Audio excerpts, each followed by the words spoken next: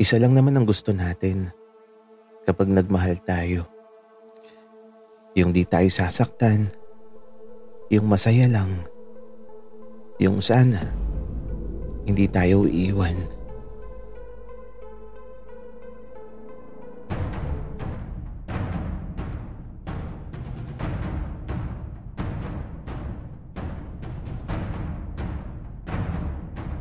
Kaibigan, huwag mong kalimutan mag-subscribe sa aming channel at huwag din kalimutan i-click ang notification bell at subscribe button. Subscribe na!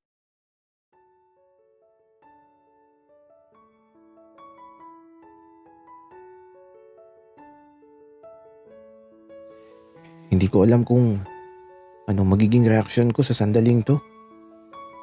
Dahil mula dito sa parking lot, dahil si Ben.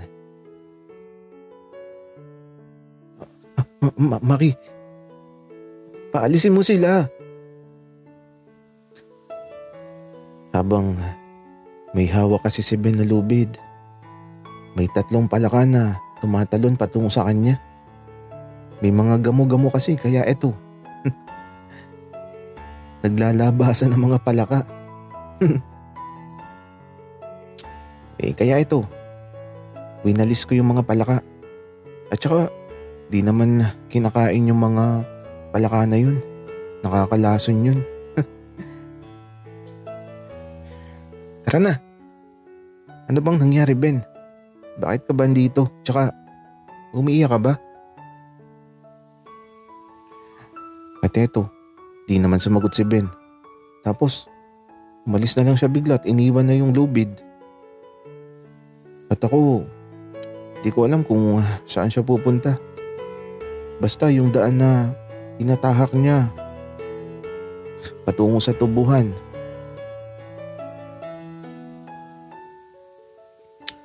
Ano ba nangyari? At saka, bakit wala yung isang sasakyan? Kaya ito, kinuha ko yung lubid, itatago ko. At baka mamaya may gawin si Ben na kakaiba. Kaya naman, pagpasok ko sa bahay, eto, bit-bit ko yung lubid na itatago ko lang muna sa ilalim ng kama namin ni Daddy William ko. Pero, teka lang, may naisip ako.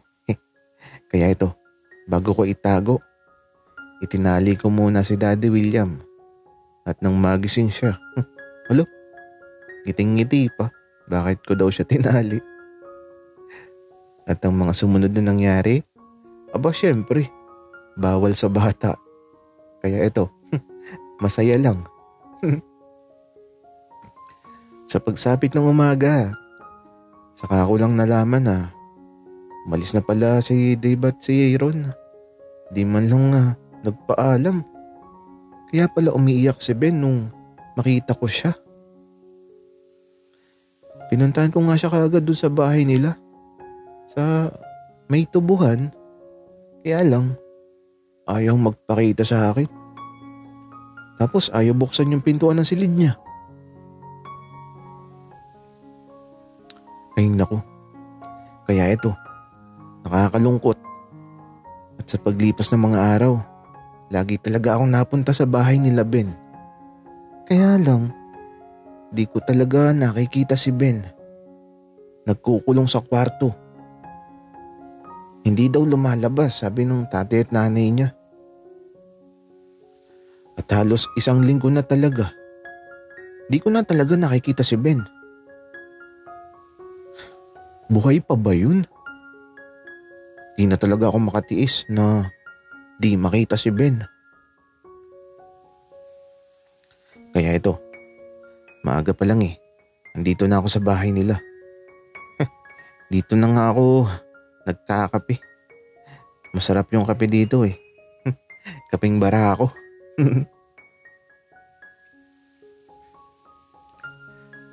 Maki, ikaw naman na yung bahala kay Ben. Kapag oras na ng pagkain, iwanan mo na lang ng pagkain sa labas ng pintuan. Opo, tito. Pero buhay pa po ba si Ben? Buhay pa naman pero nangangamoy na.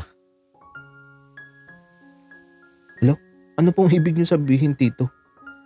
Buhay pa pero may amoy na? Oo, Maki. Ikaw ba naman ang hindi nalabas ng kwarto tapos hindi naliligo? Mangangamoy ka talaga. Kadiri naman yung Tito. Sige po, ako na po yung bahala sa anak niyo. Kaya ito, pagkaalis ng tatay at nanay ni Ben, nag-isip na ako ng paraan para mapalabas ko siya sa silid niya. Pero, paano nga ba? Ben, si Maki to. Buksan mo na yung pinto, papasokin mo ako. Kaya lang, di nasagot si Ben. At kahit katuking ko, ayaw sumagot. Pinipilit ko na nga nabuksan ng pinto kaya lang ayaw mabuksan. Pati nga, bintana nakasarado. At kahit sumilip ako sa mga siwang, wala akong makita sa loob. Napakadilim.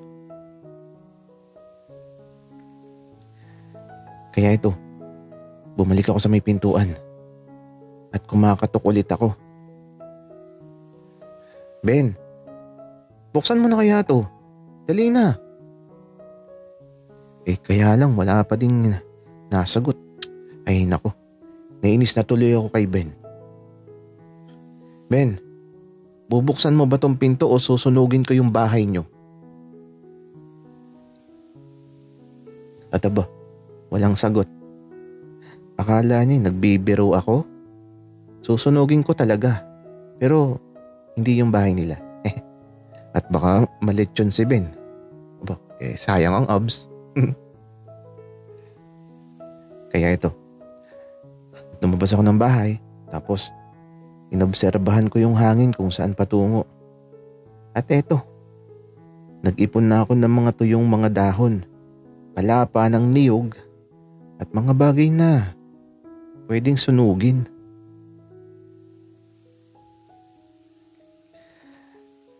Pauusukan ko lang naman ang buong bahay nila Ben. Parang kunwari sinunog ko talaga. At nang makaipon na ako ng mga susunugin kong basura, sinimulan ko nang magpausok. As in, sobrang kapal ng usok na patungo sa bahay nila Ben. Sa sobrang kapal ng usok para talagang may sunog. At eto, nababalotan ng usok ang buong bahay. Pero ang tibay ni Ben. Ayaw pang lumabas. Kaya naman sige lang, magtiis ka dyan sa loob ng bahay, Ben. Kapag di ka pa lumabas, bahay nyo na talaga ang susunugin ko. At dahil sobrang kapal ng usok, di ko na makita yung bahay nila Ben. At ito, may biglang lumabas sa pintuan na mabilis na tumatakbo. Napangiti na lang talaga ako. Kasi sa wakas, lumabas na si Ben. Kaya nilapitan ko siya kaagad. At ito siya, nakaupo habang inuubo. At paglapit ko, teka, ang baho ni Ben. Amoy aso na amoy putok. Kadiri naman. Ben, ang baho mo. Maligo ka nga. Kaya lang, di naman sumagot si Ben. Sa halip, eto, hinabol niya ako. Nakakatakot si Ben. Mukha na siyang luko.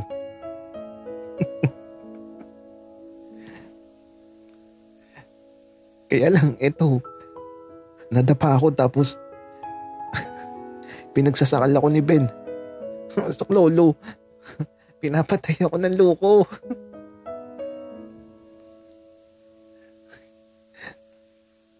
Ay, naku.